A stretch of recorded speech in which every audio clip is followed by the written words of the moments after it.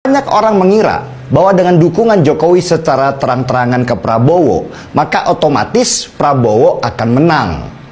Apalagi tim suksesnya Prabowo secara sistematis meneriakan satu putaran untuk Pilpres kali ini. Tapi ternyata nggak semudah itu. Mungkin kalau Prabowo kemarin dipasangkan dengan Erick Thohir, bisa jadi dia akan menang satu putaran. Karena sebagai pasangan, Erick Thohir itu nggak punya banyak masalah. Bahkan diperkirakan akan menambah suara Prabowo yang sudah kuat karena orang sudah kenal Prabowo akibat dia ikut Pilpres sampai 4 kali. Tapi situasi berbeda ketika Gibran, anaknya Jokowi yang dipasangkan dengan Prabowo dengan semua pelanggaran hukum yang membuat wajah banyak orang kaget. Kok Jokowi bisa begitu ya?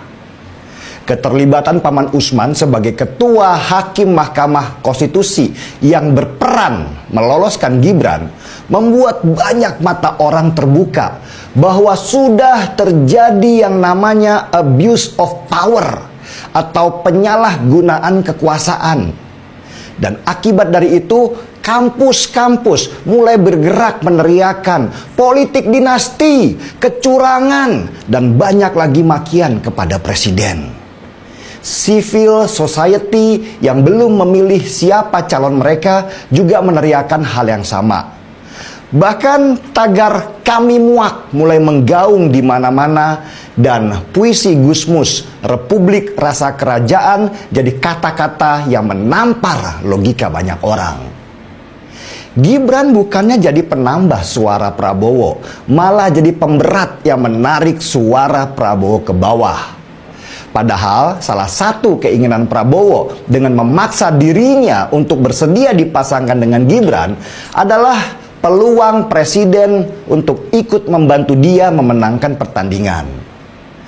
Prabowo panik, istana juga panik ketika suara-suara negatif malah semakin keras dan di dalam hati banyak orang mereka menyimpan ketidaksukaan yang mendalam dengan situasi ini.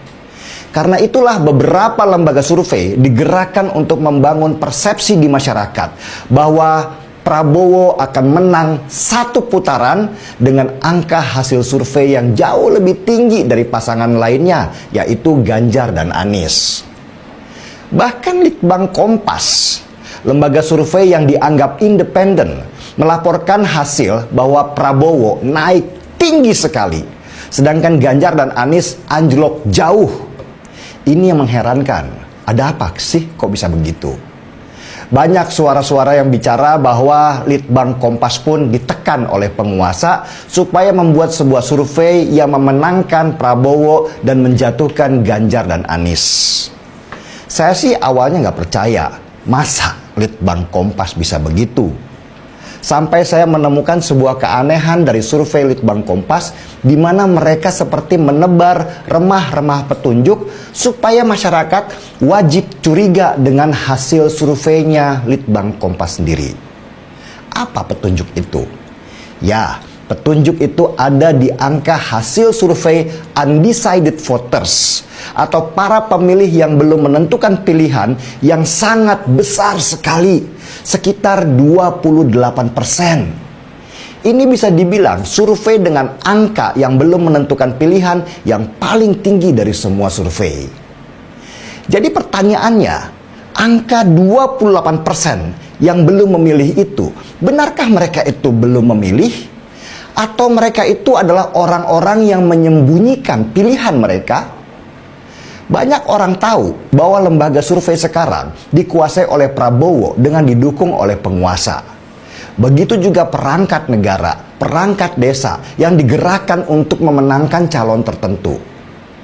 Seorang teman pelaku survei bahkan mengatakan, kalau survei sekarang begitu sulitnya mencari perizinan untuk sekedar wawancara dengan responden. Izinnya bertingkat dan data responden sudah pasti bocor kemana-mana sehingga hasil survei itu menjadi bias dan tidak mencerminkan kondisi yang sebenarnya. Ketika banyak pendukung Ganjar dan Anies yang galau ketika hasil survei beberapa lembaga mengabarkan bahwa angka surveinya mereka turun, Sebenarnya yang galaunya berlipat-lipat itu justru malah dari pasangan Prabowo yang didukung langsung oleh istana. Pendukung Prabowo galau luar biasa karena mereka menemukan fakta bahwa Pilpres itu tidak bisa satu putaran. Dan ini bahaya sekali buat mereka karena di putaran kedua bisa terjadi situasi berbalik merugikan mereka. Pilgub DKI tahun 2017 bisa jadi catatan tebal bahwa Anies yang awalnya surveinya selalu nomor buncit ketika di putaran kedua membalikkan situasi dan mengalahkan Ahok yang di awal-awal selalu nomor 1 hasil surveinya. Inilah yang membuat Prabowo panik dan terutama istana panik luar biasa. Tanda-tanda istana panik itu terlihat dari turunnya beberapa menteri yang masih aktif ikut kampanye Prabowo secara terang-terangan seperti Bahlil dan Julhas. Bahkan Julhas pernah menjadikan kantornya untuk joget-jogetan dukung Prabowo dan viral di media sosial. Sebegitu paniknya istana dan Prabowo sehingga mereka melakukan segala cara untuk memenangkan Pilpres ini yang justru membuat semakin blunder kampanyenya. Ade Armando bermasalah dengan Sultan Jogja, Julhas bermasalah dengan menistakan agama, dan banyak blunder lain termasuk perkataan asam sulfat buat ibu hamil yang jadi bahan tertawaan. Saya sih memprediksi kalau Pilpres 2024 ini tidak akan berlangsung satu putaran. Putaran kedua, Prabowo akan berhadapan dengan Ganjar. Dengan catatan, PDI Perjuangan bisa memenangkan pertarungan di Jawa Tengah saja dengan angka 70%. Ketika putaran kedua, Anies bisa jadi bergabung dengan Ganjar karena mereka berdua sama-sama muak dengan perilaku kekuasaan yang bermain jorok di Pilpres kali ini.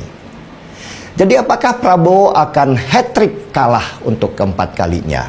Bisa jadi, dan itulah yang ditakutkan oleh Prabowo karena ini adalah Pilpres terakhirnya. Dan kalau dia tidak menang, suara Gerindra juga akan merosot jatuh karena penurunan motivasi. Dan yang lebih parah lagi adalah Pak Jokowi yang ketika nanti turun masyarakat akan mencacinya karena dianggap sebagai presiden dengan perilaku demokrasi terburuk sepanjang masa.